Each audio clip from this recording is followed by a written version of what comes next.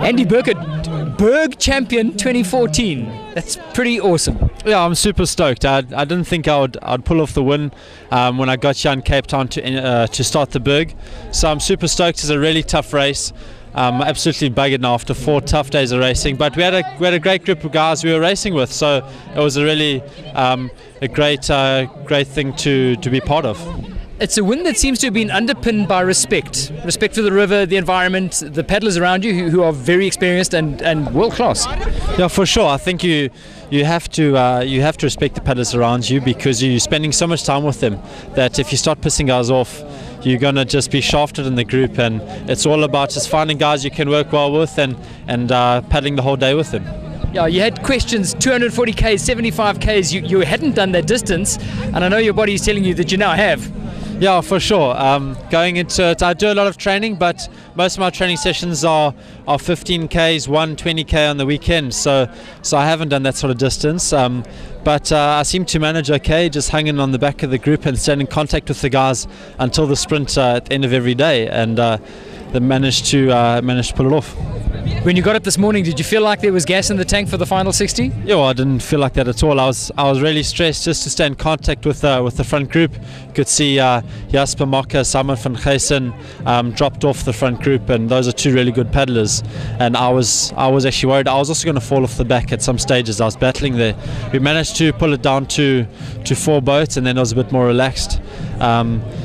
But there's pressure, just to say, because I was only 10 seconds ahead of Graham Solomon, so I'm chuffed I could just stay in contact with him. Give me a pen sketch on Graham Solomon. He's significantly older than you, and he's a tenacious fighter. Yeah, Graham's he's a legend of this race. He really is. He's a great guy. He's a great sportsman to race against. It's going to be a fair race right to the end. He's never going to send you down the wrong channel or anything. He wants to have a chance at winning the race, being at a fair race. And he's been a great guy to race alongside, and learnt a lot from him. And he's one strong old bully, though.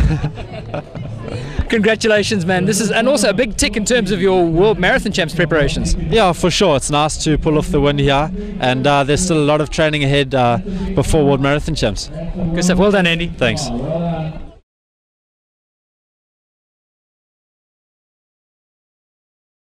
Dusted in the bag, how does it feel? Yeah, I'm sort of over the moon. It was quite a challenge, and yeah, to come in first place, I'm thrilled. Just go back over the 4 days, your master plan, and you can now measure against how well it worked out.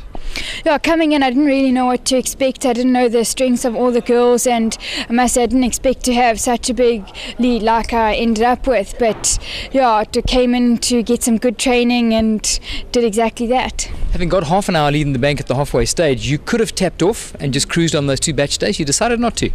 Yeah, I thought I was placed quite well overall for myself, so I thought maybe I'll just try and hold my position, and so that's what I did. And yeah, I did end up managing to keep it from overnight. Give us a context view of the women's race in the Berg right now, because you've got 2 days where you start in elapsed time, 2 days in batches, and the fact that you can paddle with your peers and your male paddlers makes a significant difference. Yeah, it helps so much being allowed to ride the men's slip, and just to be in it, in the mix with all the men. It adds a whole new dimension to racing, and I enjoyed it this year. Never really raced like that before on the Berg, so well, when I last did it we were on our own, so it was very interesting, and it certainly helps a lot.